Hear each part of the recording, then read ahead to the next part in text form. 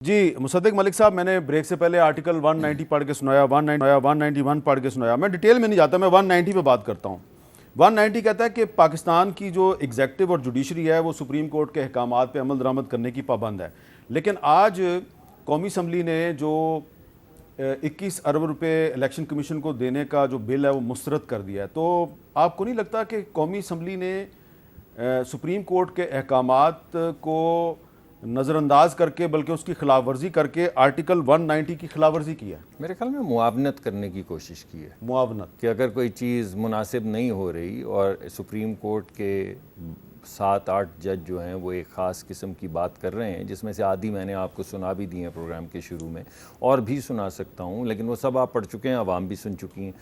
तो गालिबन कोशिश यही कर रही है इस वक्त, दो चीज़ों की कोशिश कर रही है। एक तो ये कि फ़ैसला आपको ये करना है कि आपको एक शख्स को मजबूत करना है या इदारे को मजबूत करना है। आप सेनेट की उस कमेटी के मेंबर है ना जिसने इसको रिजेक्ट किया? कमेटी का, और मैंने ये तमाम बातें जो अभी आपके सामने कही ये कही हैं। अच्छा। कि ये जो 4 जज हैं जिन्होंने कहा कि इस जुरिस्डिक्शन नहीं आती, और ये भी कहा है कि क्योंकि हमारे यहाँ पार्लिमानी निज़ाम है, पार्लिमानी जमहूरी निज़ाम है, तो हमारा जो प्राइम मिनिस्टर होता है वो पार्लिमान से। मलिक साहब, अगर आप बुरा ना बनाएं, ये जिन 4 जजेस का बार बार आप हवाला दे रहे हैं, ज़ाती तौर पर मैं इनका बड़ा एहतराम करता हूँ, लेकिन चीफ जस्टिस ने तो इनको इस काबिल नहीं समझा कि अपने 8 मेंबर बेंच में डालें, तो आप इनका जी आप बिल्कुल सही कह रहे हैं। इसी से साबित हो गया कि वो जो कानून जिसको आज इंटरम आप ऑर्डर कह रहे हैं, जो अभी नहीं बना, वो कानून ये पता कैसा है कि तुम अपने बेटे से तनख्वाह ले सकते थे, तुमने नहीं ली, लेकिन ले तो सकते थे, तो अगर ले लेते डिस्क्वालिफाइड फॉर लाइफ। ये बिल्कुल उसी तरह का ऑर्डर तकरीबन लग रहा है। अच्छा, अब एक मिनट, अभी कानून बना तो नहीं है,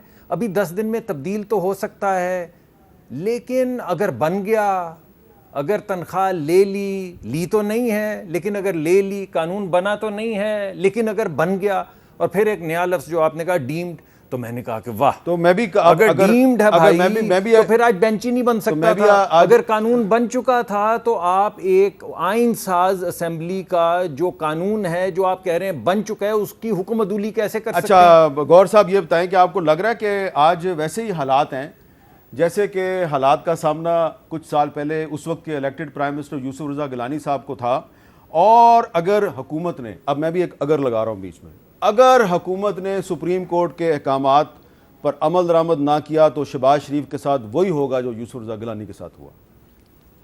देखिए, मेरा ख्याल है इस वक्त सुप्रीम कोर्ट जो उनको सज़ा देगी, इनको सबसे बड़ी सज़ा यही है कि इन पे इलेक्शन करवाए। और सुप्रीम कोर्ट ने जो बेंच बनवाया, तो आप कंटेम्प्ट के हामी? मैं कंटेम्प्ट का हामी हूँ, मैं उसका एक अर्ज करता हूँ। हमीद साहब जो ये कर रहे हैं ना, मैं कहता हूँ ये कंटेम्प्ट से कुछ ज़्यादा ही है। उसमें जो ये हुकूमत, सुप्रीम कोर्ट ने तो कंस्टिट्यूट कर लिया, नोटिस चले गए और इम्प्लीमेंट करवाने हैं हर सूरत में। मीर साहब, इनके 2 लेटर, आप सिर्फ इसको आपको हवाला देता हूँ, आप इलेक्शन कमीशन के इनके रिकॉर्ड का हिस्सा है। ये कहते हैं हम पैसे कहाँ से दें और इस पर लेजिस्लेशन कर रहे हैं। इलेक्शन कमीशन ने लेटर लिखा था 24 जनवरी को, उसके जवाब में आमिर महमूद साहब ने उनको लेटर दिया था। एडिशनल सेक्रेटरी फाइनेंस ने 8 फरवरी को लेटर लिखा था। इलेक्शन कमीशन ने जो 25 करोड़ रुपए मांगे थे, उसमें से 5 अरब रुपए इनके पास गया था, और सेक्रेटरी ने लिखा था कि 10 अरब रुपए अभी अंडर प्रोसेस है।